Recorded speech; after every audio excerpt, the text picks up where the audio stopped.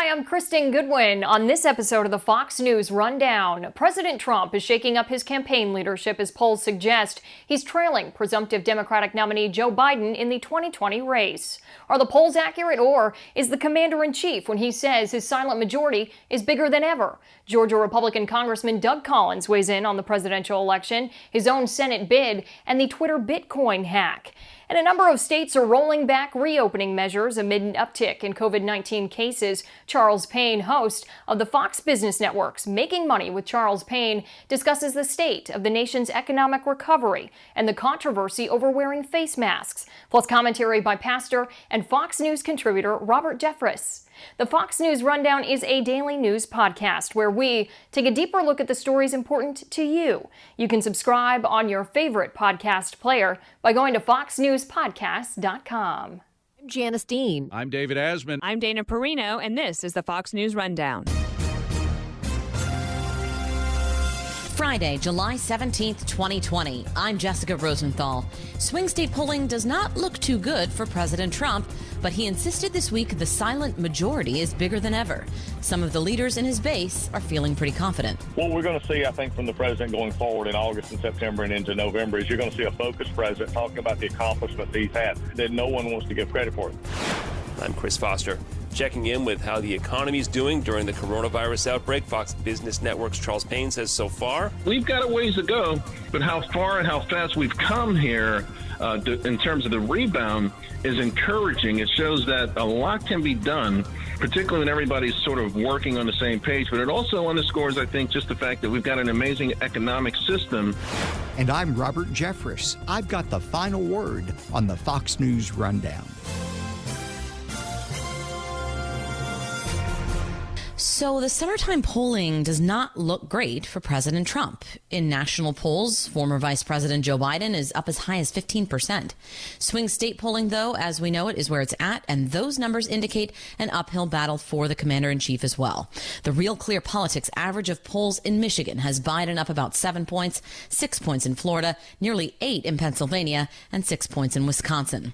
The president was asked this week during his Rose Garden press conference if he's the underdog. No, I don't. I think we have really good poll numbers. They're not suppression polls, they're real polls. He cited the lake parties that have been happening in certain areas with people plastering their boats with Trump-Pence signs. And I think you have a silent majority, the likes of which this country has never seen before. He says the enthusiasm's probably even greater for his campaign than it was 4 years ago. I think a lot of people don't want to talk about it. I think they're not going to say, hey, I'm for Trump, I'm for Trump. They don't want to go through the process. And I fully understand that because the process is not fair. The media doesn't treat us fairly. The Trump campaign has long argued that polls are not to be believed, questioning the methodology of even the more reputable ones, something many of his supporters agree with. One of those supporters has been in Congress in Georgia for nearly 8 years now, and he's battling for a Senate seat, one the governor appointed businesswoman Kelly Loeffler to when Senator Johnny Isakson retired early. What we're finding in Georgia is more and more of the folks are coming and solidifying around us. We're winning Republicans in the state of Georgia with over 50% of the Republicans polled right now. Doug Collins is a Republican congressman in Georgia. And in the jungle ballot, which puts the Democrats and everybody else on it as well, we're also winning in that. People in Georgia see who the trusted and trusted conservative is in this race, and that's us. They know us. They've watched us over the last few years in D.C. not only get things done like the First Step Act and criminal justice reform, but they've also saw us stand up to the liberal establishment of Pelosi and Nadler and the rest and Schiff. And so they know who we are. And so that's what's making a difference with voters because they know that I'm fighting for them. I was reading the other day the president praised both you and Ms. Loeffler. And I thought that was curious. Are you waiting or expecting an endorsement? I mean, you spent personal time with the president. Would you expect an endorsement at some point, or are you sort of fine like riding this out on your own terms? Look, the interesting thing here is always the interesting question is there's a sitting senator here, and he's not endorsed in this race. Instead, he was not. And I think that says miles because he understands what we've done for him, and he knew and he kept up with my decision to run in this race. So we're excited to be able to run. People know that he told the governor on at least 3 to 4 different occasions he wanted me as this appointment, and people understand that. Yeah. And this president is a very good politician. It's also the president is very good at working, and we're excited just to be continuing partners. He said we're good friends. Tell me, are you surprised that polling so far indicates such a tight race between the president and Mr. Biden in your state and in Texas, for that matter? Well, no, to the Texas polls, and I've got friends in Texas, the Texas poll is the president will win Texas. That's just polling at this far out, and you can do a lot with that. In Georgia, the polling is tied at this point, but their president this time out in 2016 was tied in Georgia as well, and he will eventually won it. Georgia, and this is something that sometimes the national media doesn't focus on as much as I believe they should. Georgia has never been a Mississippi or an Oklahoma. Our races statewide have not been 40-point blowouts for Republicans. In fact, the largest was about 58% in 2006 when Sonny Perdue, who was then governor, was running for a second term. Most of them have been in the 52, 53, 51 range. And so, look, the president will do fine in Georgia. I mean, I'm in South Georgia, and you're out in the middle of farm country, and on the side of the road, you'll see a hand-painted Trump sign. That's people who are dedicated to re-electing this president. He'll do fine in Georgia. The polling data for President Trump doesn't look too good in the swing states. We know he just fired his campaign manager. What do you think? I mean, you're arguably a leader within his base. What do you think the president should be doing differently, if anything, at this stage? What we're going to see, I think, from the president going forward in August and September and into November is you're going to see a focused president talking about the accomplishments he's had that no one wants to give credit for. The left has spent 3.5 years trying to tear him down, waiting on this November 3rd election because they didn't want him to win in 2016. They were just beside themselves when he won. They didn't understand it, and they fought doing that to keep him from winning again. And I fought against the last 18 months the very direct attack, which has become almost obscene, that they're acting as the political arm for the Democratic Party to try and take him down. So he's going to be focused. He's going to focus on the economy. He's going to focus on us coming back from the pandemic. He's going to focus on the trade agreements that we've had. He's going to focus on criminal justice reform, which I was proud to author and sponsor for him and with him. He's going to talk about how we've have a stronger standing in many areas of the world and how we've helped our farmers and our economy. When he's focused on that message, he wins. And when you contrast it with Joe Biden and a different vision for America, people will respond to that. And I'm looking forward to seeing the results on November 3rd. I want to ask you about social media, because a lot of campaigning happens there, certainly on Twitter these days, and they just had a pretty significant hack. Sounds like the attackers got a hold of internal Twitter controls in order to carry this out. Senator Hawley is now calling their very security into question. Just 4 months before an election, how worrying is this? Well, we're always worried about issues like that, and I think, especially when you can trace it back to where it could possibly be something from internal into a organization that does carry such weight. That's why, for many of us, when you actually talk about big tech and you talk about the issues, let's go to the heart of the matter, and that's the issues of not only the security of their data and the security of their networks, but also the security of making sure that they are not not a partial player, and that's why Section 230, which is the safe harbor provision, needs to be modified or done away with, because they can no longer simply act as a bulletin board. They're actually an editing, publishing, just like you and other media outlets have to live under. They should have to live under the same standards. But when you're finding something that could be internal, that's an even bigger problem. Let's talk briefly about the virus. This country has the most deaths of any country. And it is great that our mortality rate isn't as bad as it had previously been. But, I'm in California. We're seeing people die every day. And you look at a country like, some of the Asian countries, Japan, South Korea. I know we have cultural differences there that are stark. But yeah. When you look at the differences, it's so hard to stomach. We're the United States of America. What happened? Why are we so? I don't know. I don't know what to say when these death numbers just keep creeping up, and these other countries seem to be opening up and doing fine, and never really even did a full shutdown like we have in some parts. Well, a lot of them have, and they also have a cultural difference that accepts the shutdown much more than America, and we've always been very independent, no matter what party or what affiliation. We've been much more of an independent, body, and a very much larger body in many ways. So we don't have the cultural, and I think you can't downplay that enough. There's not the cultural collectivism to do things like that. Yeah. But again, as you go through, we're a much larger sample. We're looking through this, but I think we just have to continue to maintain a proper perspective, and especially from an economic and a health perspective, there's a balance between the two, because there's a lot of side effects and other things that were happening as well. Does it concern me? Yes, it concerns me. Any death concerns me. But what really concerned me early on, especially in a large number of our deaths, were places like New York and other places who were sending COVID patients back to nursing homes. And in nursing homes, you were seeing the largest amount of deaths because they had a limited environment, closed environment, and inside, and that was just wrong. So you take away a lot of these deaths that could have possibly been avoided, and our death numbers are high, but they're not on the levels of where they were. So we just got to continue to balance it both. I share your concern, but there's also the concern of putting in perspective of other issues that we're dealing with that come across with viruses and flus that we deal with on a yearly basis here. Finally, Congressman, I want to ask you, one of the police shootings of a black man that caused a lot of attention this year, aside from, of course, the death of George Floyd, did happen in your state, in Atlanta, Rayshard Brooks. 2 officers have been charged, one with murder. There have been reports since of officers calling out sick across the country. You know it as the blue flu. City officials talking of, defunding police departments and have even at this point voted, to move some funding around. We know this week NYPD's chief, Monahan, was among those attacked by protesters. It looks like police reform, though, isn't going to happen in Congress anymore, will it, this year? No, because the Democrats won't let it. And don't let Speaker Pelosi or anybody else fool you. The House passed a Democrat plan. I didn't agree with that plan, but that's the way Congress works. The House will pass a Democrat plan because they're in the majority.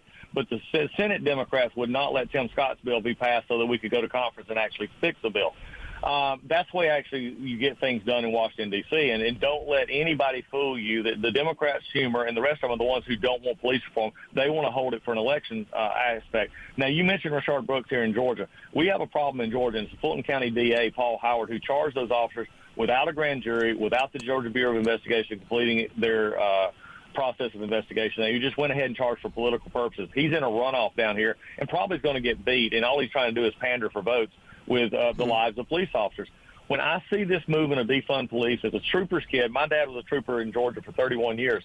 I see defunding the police as disrespecting the police and disrespecting our civil society until Bill de Blasio, AOC, the mayor of Garcetti in Los Angeles, and others get there. One, do away with your own police protection detail. Do away with them tomorrow if you don't like police. Then number 2, get in a patrol car and actually go do the job. If you're not willing to go get into a car and do the job and find out what your police officers are fighting, just like the officer who was choked the other night in New York City, and Mayor de Blasio had not the temerity to say anything about that, then get in the job, Mayor de Blasio, and go do the job, or otherwise shut up.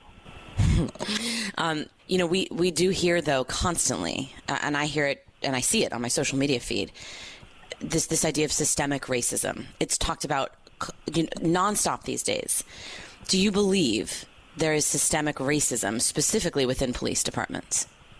I think there's racism that we have to face every day in our society that certain individuals will attribute. And to simply do what we're doing right now to defund the police, explain to me, even if you believe that concept of systemic racism, how is that actually functioning to make this better? Why don't you take what we did in the House, in which Jerry Nadler chose not to re-up, when we went to Houston and Detroit and Atlanta and Washington, and we met with police departments and communities with different backgrounds, different political persuasions, and found ways that the police could work with their communities and work in tandem with that. Arce Acevedo and Houston. And I know we disagree on political issues, but we agree that the police and the communities have to reflect each other and have to be a part of the solution together. What we've got to realize is there's bad actors, just as there's bad news reporters, just as there's bad ministers, there's bad people in the military, there's bad people that can be found in police departments. They're the very minority of the small percentage who do it wrong.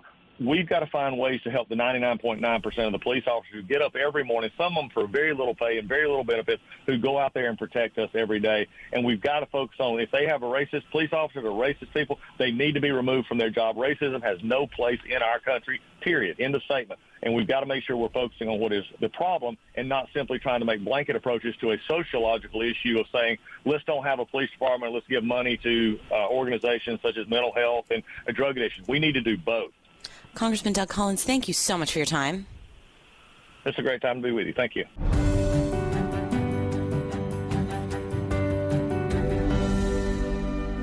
This is Robert Jeffress with your Fox News commentary. Coming up. It was 18 weeks ago today that President Trump declared a national emergency over the coronavirus outbreak. Now, in fits and starts in some places, seeing spikes in infections, more businesses have been reopening, and the president says, the markets are very good. The country's doing well. Jobs are growing fast. Joe Biden says about the recovery and what Congress has done with taxpayer money to help. Stop taking care of the Mar-a-Lago crowd. 40% of all the money was supposed to go to small businesses has gone to wealthy corporations. It hasn't gone to small businesses. And he's got his own economic plans if elected. As for where we stand now, I would say if I had to sum it up with one word, it would be remarkable. Charles Payne's the host of Making Money with Charles Payne on Fox Business Network. Absolutely remarkable in the backdrop of where we were 1, 2, 3, 4 months ago, and what the experts said was not possible. Obviously, we've got a long way to go. There's no doubt about that. But where we are and what we were told we would be at this point are night and day, and it's very encouraging. Everything from retail sales to jobs numbers, what I'm seeing with manufacturing data, it's just absolutely remarkable. It speaks to an economy that was obviously very strong and had a lot of momentum and maybe muscle memory. As of course, it also speaks to trillions of dollars in aid that came very quickly from both the Federal Reserve and the federal government. I think they've got to kind of keep that happening because there's still obviously going to be a lot of bumps ahead. Yeah, I mean, we're still in this kind of stop and start mode in some sectors and in some parts of the country. We had another, 1.3 million layoffs, and some of these people are probably people that were laid off and then came back and were laid off again. It's still a lot of people out of work.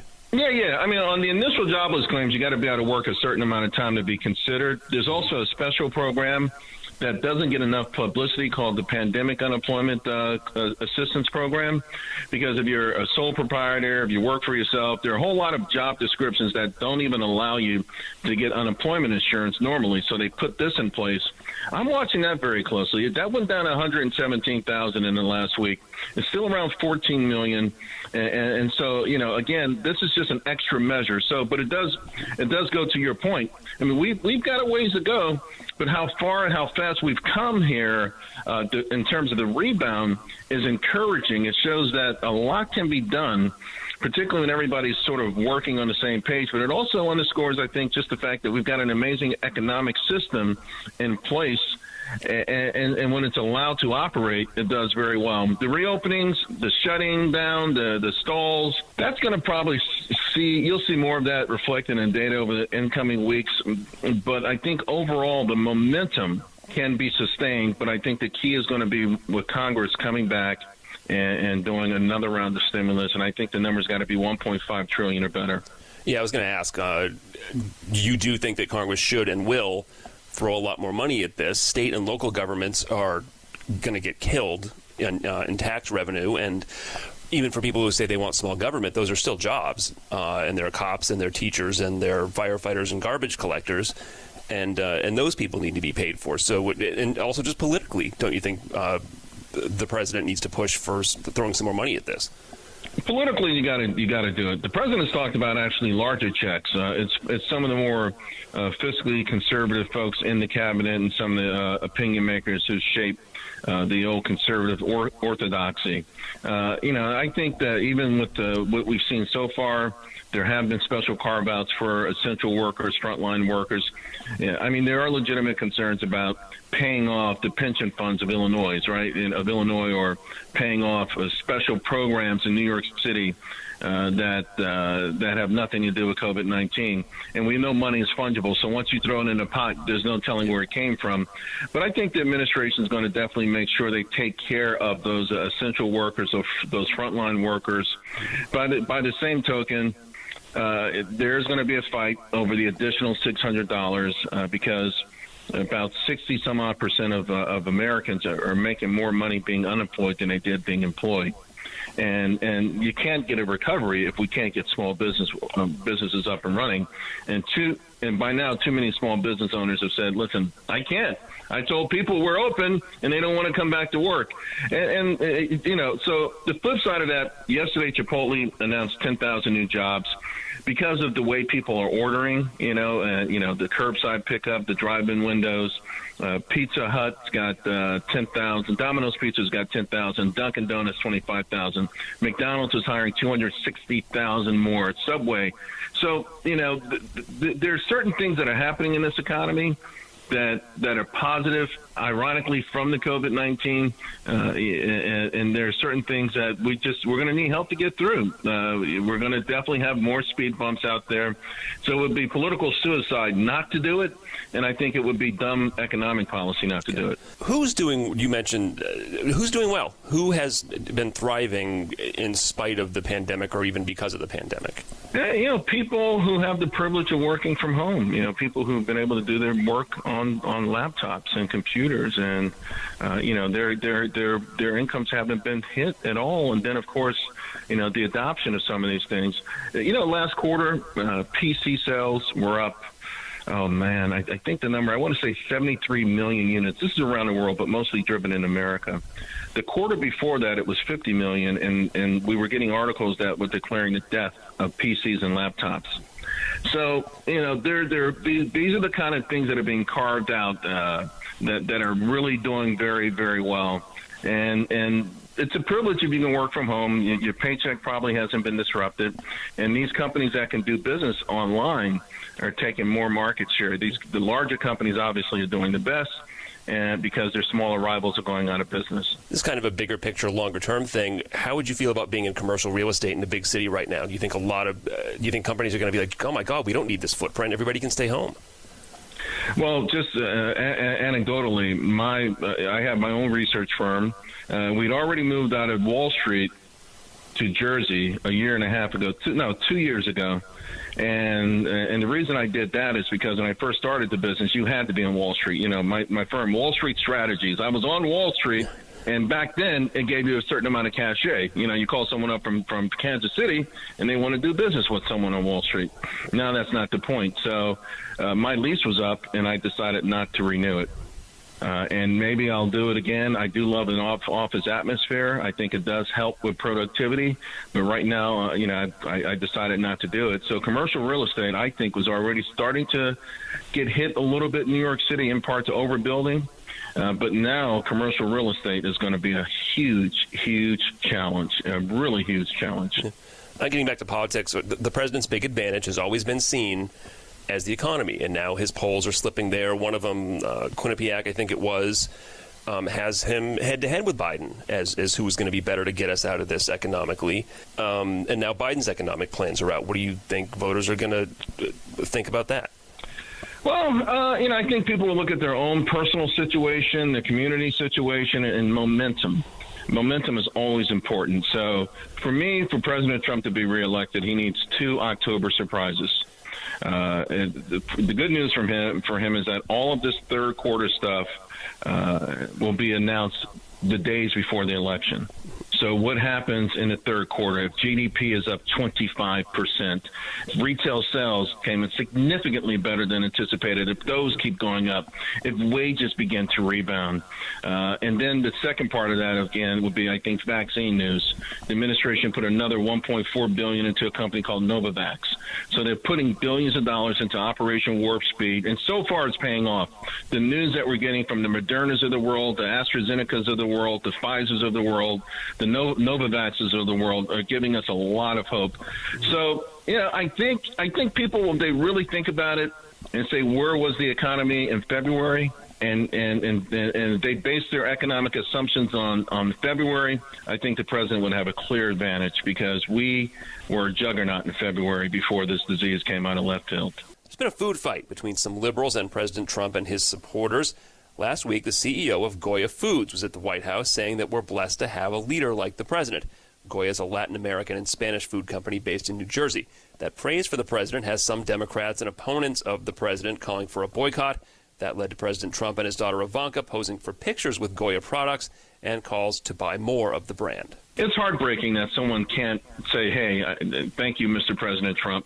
And the irony is that, of course, the Goya CEO went to the White House. He was presented with an award from President Obama, and then he followed that up with a joint venture to help feed people with Michelle Obama. So it should have never become a political issue in the first place. Charles Payne, Fox Business Network's very own. Thanks for coming on today, Charles. Talk to you later. You got it.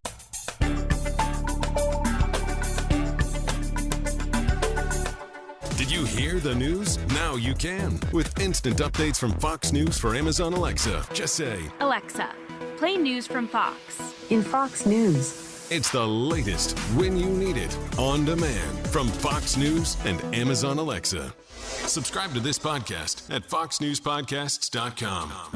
And now, some good news with Tonya J. Powers. One of the original Rosie the Riveters is doing her part once again to help her country as the U.S. battles COVID-19. May Cryer is 94, and she went to work in May of 1943 building B-17 and B-29 bombers during World War II. Now, decades later, she's back on the front lines, making face masks to prevent the spread of the coronavirus. She told the Bucks County, Pennsylvania Courier-Times that she makes the mask like the red polka dot bandanas made popular by the Rosies. They were the women who went to work in manufacturing plants to make supplies for the military members serving overseas. They tied their hair back in bandanas so it wouldn't get tangled in the machinery. May has been on a crusade to have the Rosies honored with the Congressional Gold Medal. Shortly after the 75th anniversary of D-Day last year, the U.S. House of Representatives passed a bill to make the medal happen, then sent it to the Senate, which so far has not followed suit. Cryer had been going around the country to try and convince the senators to sign on, but she had to stop in March due to COVID-19. She says she started making the Rosie masks to keep from getting bored, and says requests have skyrocketed. Cryer says if the mask can help raise awareness to get the Senate to okay the gold medal for the Rosies, she's fine with making more of them, saying, quote, "It keeps our legacy alive." Thank you, May, and all the Rosies. Tonya J. Powers, Fox News.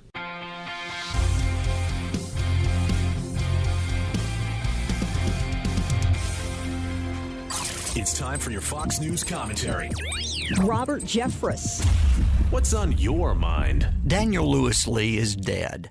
After a flurry of court challenges and last-minute delays, an early morning 5-4 ruling by the Supreme Court allowed the execution to proceed on Tuesday. It had been 17 years since the federal government executed a death row prisoner. The reinstitution of the death penalty shows a commitment by the Justice Department to uphold the rule of law, carrying out the sentences given by our nation's judicial system. Capital punishment has been a contentious issue in our country for the last half-century. Many states have curtailed their use of the death penalty or outlawed the practice entirely. Opponents to the death penalty often claim that it is a cruel and unusual punishment outlawed by the Eighth Amendment of the Bill of Rights. However, this is a modern fiction. It has been the clear and consistent practice of our country from the days of our founding to uphold the integrity of the law by allowing the ultimate sentence to fall on those who commit the ultimate crimes. Christians are often accused of inconsistency here.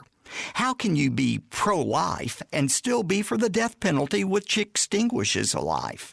The Bible's teaching is clear. The death penalty is a testimony to the sanctity of human life. God told Noah, "Whoever sheds the blood of man, by man shall his blood be shed, for God made man in his own image." Genesis 9, verse 6. The death penalty is a just and proportional response by society to the intentional destruction of human life. It upholds the dignity of the innocent person made in God's own image. Individual Christians have been called by Jesus Christ to show love and forgiveness to their enemies, refusing to take vengeance into their own hands. But the government itself does not bear the sword in vain and carries out God's wrath on the wrongdoer through its justice system, as Paul wrote in Romans 13, verse 4. We live in an age of squeamishness and relativism when many governments are abdicating their God-given responsibility. Capital punishment should be the way our society pronounces its righteous judgment on the most heinous crimes committed by the most evil people. Don't forget what we're talking about here. These federal convicts put themselves on death row by brutally murdering innocent people. By resolutely saying no to their evil, we are saying yes to life. This is Robert Jeffress, pastor of the First Baptist Church in Dallas, Fox News contributor, and author of the new book, Courageous. You've been listening to the Fox News Rundown. Stay up to date by subscribing to this podcast at foxnewspodcasts.com. And for up-to-the-minute news, go to foxnews.com. Love Fox News? Click the subscribe button to get more of the news and opinion you trust, and click the Fox News Rundown playlist for the latest episodes.